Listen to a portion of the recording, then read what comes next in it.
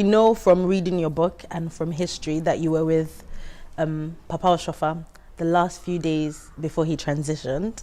Could you just tell us a bit about that? Like I said just before, we were in Ikorodu when Papa came in. And when he came in, like he usually comes into the church, he was a very humble man. And he's always been humbled by the presence of God. When he enters the church, he will enter, walk humbly. He never rushes.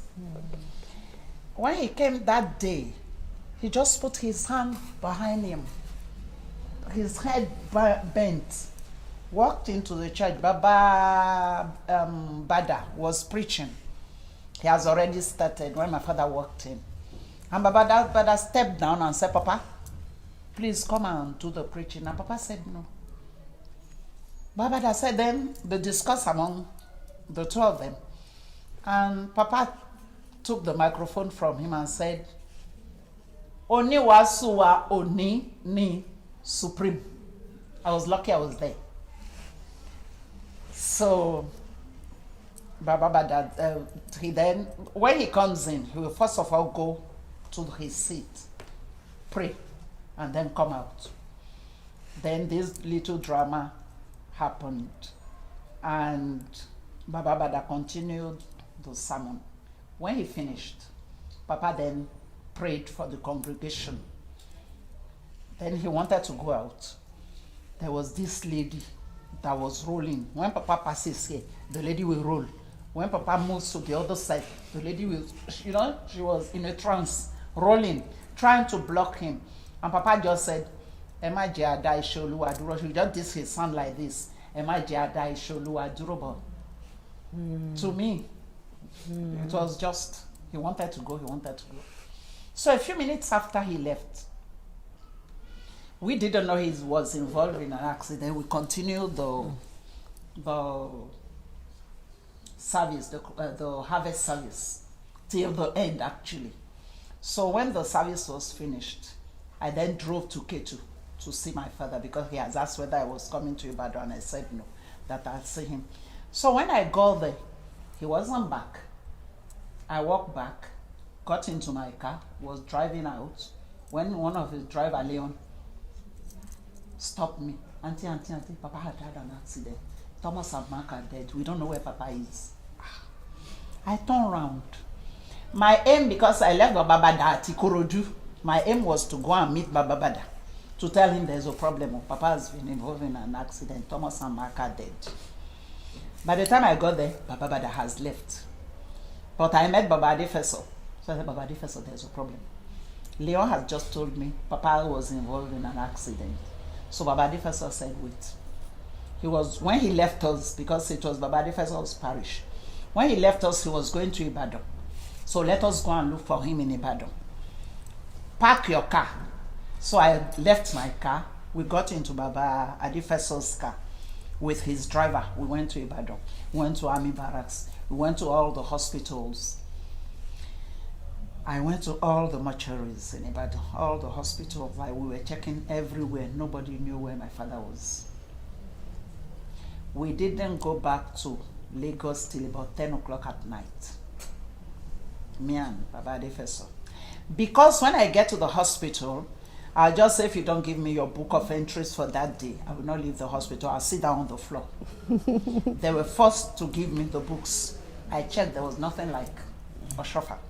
In the hospitals, the mortuaries, we checked everywhere. We went to the parishes from Army Barracks Road.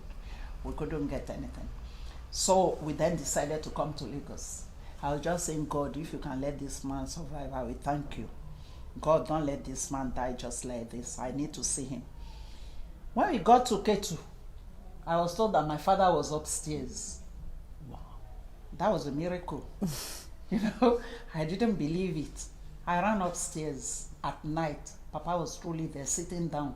And there were so many people around him. And then I said, what has happened? Then this doctor, Papa has so many children. This doctor will come, prescribe this. This doctor will come. At about 11 o'clock, I said, okay, let me go and buy an exercise book so that whoever comes will write down his prescription so that the next doctor will know what has been done. We were at it till midnight. This man has not slept. People kept coming, the people that loved him, that were concerned about him. So I called my father. I said, Papa, I need to take you back to the hospital. Papa looked up at me and smiled and said, Edith, I didn't know that Baba Janle Koko took Papa to Labi Hospital and Papa refused to stay. That was why he was brought home. He got all the first aid and everything, but he refused to stay. So when Papa looked at me and smiled and said, Edith, me, I went down to Baba Bada and said, Papa take back, hospital. I'm taking him to the hospital. But I said, no, I don't believe you because Baba Janle Koko took him to the hospital and refused. He said he didn't want to stay in hospital. Papa will not go. I went to Baba Janle Koko. Baba Janle Koko said, but it was me that took him to the hospital. He will not go. My husband was away. I was on my own in the house. I even forgot that I left my son on the road when I heard that Papa had an accident. Himself and the nanny, I left them and just started traveling. He will not go. So I was in a dilemma. Who do I call? Papa has agreed to go to the hospital. My aim was to take him somewhere where he can have a rest. Because, you know, an accident that two people died instantly must be a very serious accident. And this man has not slept. As I was walking back to go back to Papa upstairs, I just met Honorary Evangelist Adinego and his wife, Le Superior Elder Sister Adinego. They were very close children of Papa. And I said, Mama Adinego, Baba Adinego, Papa has agreed to go to the hospital, but nobody believes me. I don't know what to do. So they said, don't worry, we'll arrange an ambulance for you. Then I became like a robot. I said, if you want to bring an ambulance, make sure the ambulance doesn't have a name. I started giving instructions, you know, as if it wasn't me, you know. I was just giving instruction. Make sure there was no name, because when we move him tomorrow morning, I don't want people to know where he is. He needs the rest. That was my intention. That was how I got to look after him the last 10 days of his life. I just moved him out, hoping that he will rest. So on Wednesday, I moved him out in the morning at 9 o'clock on Monday. He had the accident on the 1st. I moved it out on the 2nd, Monday, the 2nd of September, 1985. On Wednesday, Papa got up and said, Mo fẹ́ lọlé. Wàá lọ bá mi sọ fún ọmọ bẹ́ẹ̀ wípé kó fún wa lọ́lọ́pàá tó pọ̀, kó má bàa tẹ̀ wá pọ̀, torí tí n bá máa lọlé, èrò máa pọ̀, wọ́n sì máa tẹ̀ wá pa. I said, Papa, tó bá máa tẹ̀ wá pa, ṣe lọ nígbà tí gbogbo èèyàn bá wà níbi iṣẹ́. Papa said, ẹ jẹ́ àfilẹ̀ bá ti ṣe wí.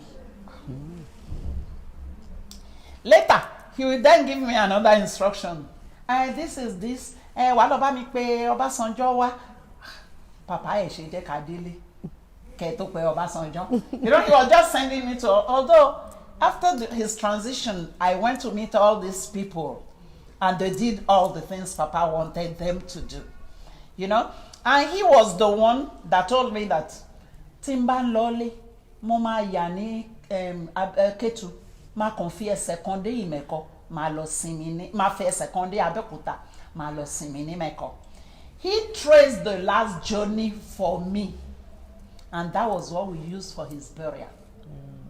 The burial, Papa cannot be buried, but the body. For the burial of the body. All the things he said those last few days, when I remember, I said, God, this man was just giving me instructions on what to do. He gave us so many. I was with my brother Ebenezer. It was only the two of us looking after him. At least for the first 7 days, nobody saw him, by the grace of God. And then he requested to see them the following Sunday. Friday night, he told us to go and call some elders for him because he wanted to do Thanksgiving service with them. So I said, Papa, Ṣé àwọn trustee lè fẹ́ kí n pè? Papa said, me run see trustee. Then he started giving me the names of the people, and I had a small diary. I started writing all the names down. And by the grace of God, we were able to contact all those people. And they came for the last service with him at the hospital the Sunday morning, the 8th of September, 1985. They did service and everything. It all went well. And then on Tuesday, the 10th of September, he gave up the ghost. And that was how he went. We were lucky that we were with him till the last day. So I took the body to the mortuary. And because Baba Bada was, when he gave up, my brother wasn't yet there because I was living in Ilupeju. We took him to Ilupeju. When my brother came, I told him to go, my brother Edith Oshoffa, to go and tell the elders of the church that Papa wanted to see them because we didn't want everybody to know at that stage. So my brother went and they all came. And before they came, there was this woman. She was an Elijah. And I've taken her to my father before for prayers because she was married for over 10 years. She hasn't had an issue. She's a friend of mine. So on Thursday before Papa's transition, Papa asked me whether she had a child now. And I said, Papa, not yet. And Papa said, call her for me to come. And I went to this lady that same day, and the lady said, my husband wants me to do this and that, so she couldn't come.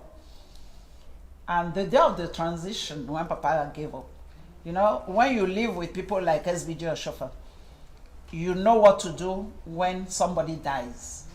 You know how to handle our rites, the celestial rites. I started doing all those. So I needed candles, I bought candles, I needed incense, I needed coal. So I went to a parish in Ilupeju. When the man saw me, he said, you are my father's daughter. He started chatting. I said, I'm not here to talk to you. I want incense. I want to buy incense. So he gave me a lot of incense. He didn't collect the money. Now I stood there and I said, I need coal now. My mind just went to my friend. She was living in Bagada. So I went to her and I said, I met her and her husband. And I said, Papa has just given up. I need coal to do the celestial rites. She just got up, herself and her husband. They were the first people after the hospital staff to see Papa's corpse. When the woman got to the hospital, she knelt down in front of Papa's body and shook Papa and said, Papa, is it now that you say you want to give me a baby that you are going? That month, she got pregnant.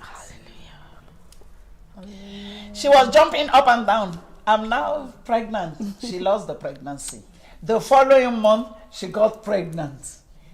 The baby is now, she gave birth to the baby in 1986. The baby has gone to study in America, beautiful girl. And she's now working with a radio station in Nigeria, very popular girl. Wow. To the glory of God. Amen. So there are so many miracles that we have witnessed that God has performed. That's the main reason why I wrote this book. For the world to realize that God is truly living in this our church. And God is truly manifesting himself in this our church. If only we can trust him and believe in him. Amen. Thank you so much.